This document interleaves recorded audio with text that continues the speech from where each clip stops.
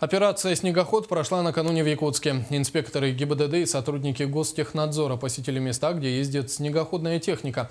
Основная задача – проверить наличие регистрации и техосмотра на снегоходы. Первым пунктом проверки становится 202-й микрорайон. Инспекторы останавливают снегоход, который возил пассажиров. В глаза бросается первое нарушение. Люди катаются без шлемов. Хотя их это не останавливает. Наоборот, пассажирам весело. Нет, не страшно. А как, если упадете или ребенок упадет? Я же держу его.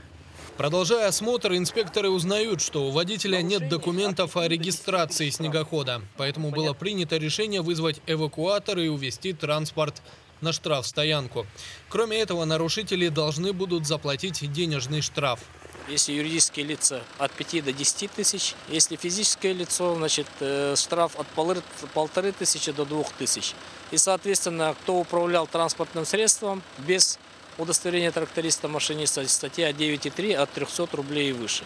Следующим пунктом проверки становится Зеленый Луг. Улов побогаче. 2 снегохода, оба не зарегистрированы, водители без прав. Первый снегоход опечатали, второй забрал эвакуатор.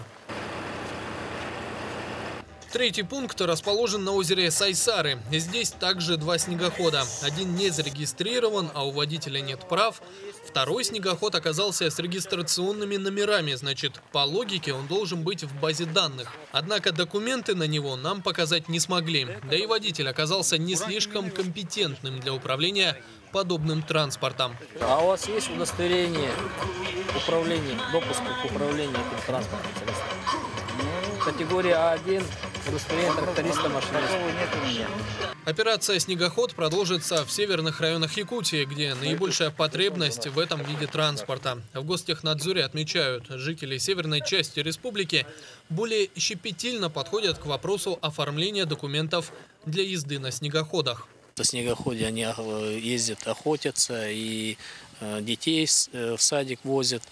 То есть это средство передвижения в Северном области. Соответственно, они к этому серьезно относятся. А тут в городе Якутске они понимают как средство передвижения, как развлекательного характера, поэтому они особо не уделяют это внимания. Тем не менее, есть положительная тенденция. Люди все чаще приходят оформлять подобную технику.